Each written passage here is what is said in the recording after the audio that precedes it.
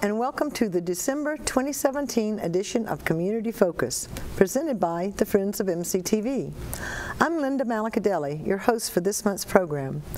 Our guests this month are from the Salvation Army, the United Way of Midland County, Big Brothers Big Sisters of the Great Lakes Bay region, and the Santa House.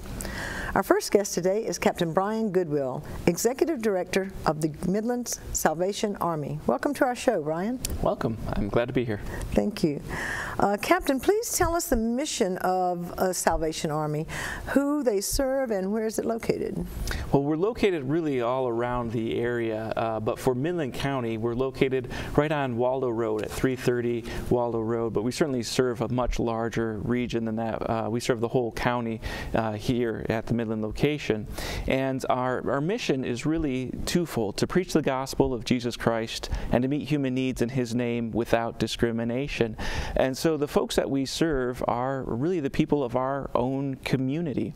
In terms of the first portion of that, we have a lot of church services available, as most churches do, Bible studies and children's programs and adult Bible studies and worship services, those kinds of things that are open for absolutely anybody.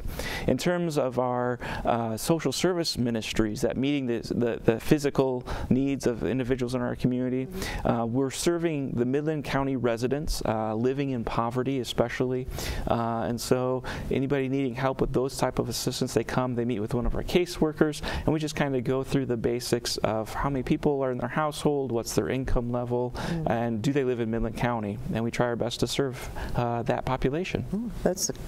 Sounds like a very good service that's needed a lot, you know, here Absolutely. in the area. Well, look, now you've got a Red Kettle campaign going on during the December and end of November, December months. Tell us about this campaign this year and what the goal is, and what do these funds go towards, and what are the dates? When did the campaign run? Sure. So our campaign already began back in November on the 10th, and we're going through December 23rd. Normally we go through the 24th of December, but we don't do any ringing on Sundays, and this year the 24th happens to run on a Sunday. This year we're hoping to raise $108,000 in those kettles that you see all around town. So we've got a good start going so far this season, but definitely have a long way to go to get the rest of that $108,000. And then those funds are going to help us really throughout the entire year. We're probably best known for those red kettles, and people know about some of our seasonal activities that we do with our toy drives and coat drives, but the funds that come in this time of year benefit us throughout the entire year. So they help people with rents, help with groceries, help with utility bills for people in our community, but also things like our after-school program, our summer day camp. All of those programs are assisted by that Red Kettle campaign. Oh, great. Now, do you have a need for bell ringers? I know sometimes you need bell ringers, or paid, and you have volunteer also? Right. Especially this point in the campaign, we're really looking more for volunteer ringers. We did get a lot of paid ringers come forward this year, and those folks, they need that little bit of extra income. We're able to give them a job, something that they can do, earn some money during the season. A lot of them, it's really all that they have for their kind of Christmas season as a little boost for them. But for those that want to volunteer, we certainly could use more volunteers as well. Even with my paid workers out there, we still could always use the volunteers, because obviously that means more money coming directly in to go to the clients that we serve, again, throughout that whole year. So if anybody's interested in volunteering for that, they should just call our main office and we can get them signed up for a time slot. Okay. And now, do you have groups can volunteer, any of individuals, or just any of them can call? Okay, individuals, families, civic clubs, church groups, even just, we get sometimes just a husband and wife that want to go out and do it, or just a single individual. They're all welcome. Great, great. Now, you were talking about some of the different campaigns. Now, you've got several Christmas-oriented ones, seasonal, and then what are the? I've got like 4 or 5 of them listed here. Tell us about for the coats for kids and and the toys for kids. How do those work? So we've got a couple of big things going on this time of year.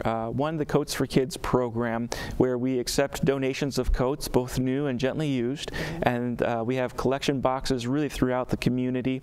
And then we bring those donations back to our main office there, and then we put a little tag on there that says that these are redeemable for only a voucher. And then those go to our thrift store, not to be sold, but to be given away. And the way that somebody can get a voucher to redeem for one of those coats is to come. A lot of people have already signed up for that, but we still have vouchers available if anybody needs a coat. It's called Coats for Kids. That's a little bit of a misnomer, though, because it's not just for children. We have them for adults, senior citizens as well. If anybody's going to be cold this Christmas season, this holiday season, we really want to make sure that they have a coat that they can wear. And then in addition to that, we also have the Toys for Kids program. So earlier, back at the end of October and start of November, we had families come in to register to receive those gifts. And again, we looked at their, if they're living in Midland County and their income levels. And so then they can come in. At the end of December, we'll have our gym set up as a giant toy shop. We call it a toy shop, but everything's really for free. And they'll be able to receive several gifts for their children, and then be able to kind of wrap them themselves and kind of know what's there under the tree for their kids. They're able to pick it out and kind of get a sense of, this is something that my child would really like, and take that home for them. In addition, we also had a senior program that we already kind of completed, where senior citizens were able to come in and get a gift card for some holiday food, but then also a small gift from us as well. That's great, great. And you have an Adopt a Family is also part of it. That's correct, yes. So Adopt a Family is similar to the toy shop. The participants register the same way, only instead of coming then to our toy shop at the end of December, we match them up with a donor, a sponsor.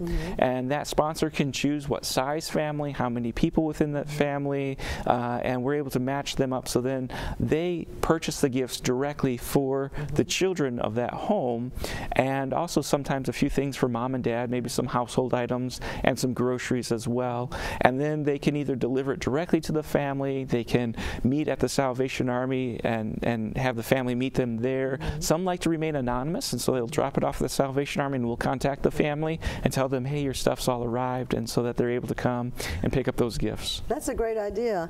And so a group can do the same thing. So absolutely, yeah. We get a lot of work companies and different groups, civic organizations, church groups, all kinds of things. Great. Well, how would one contact the Salvation Army about any of these programs? Probably the best way is just to call our main office, 496-2787. People can also look at our website, samidland.org, and get some information there. Okay, great. Thank you so much. Thank you. Obviously, the Salvation Army is a great asset to our community and are fulfilling their mission very well. We appreciate you joining us today. Please stay tuned for our next guest from the United Way of Midland County.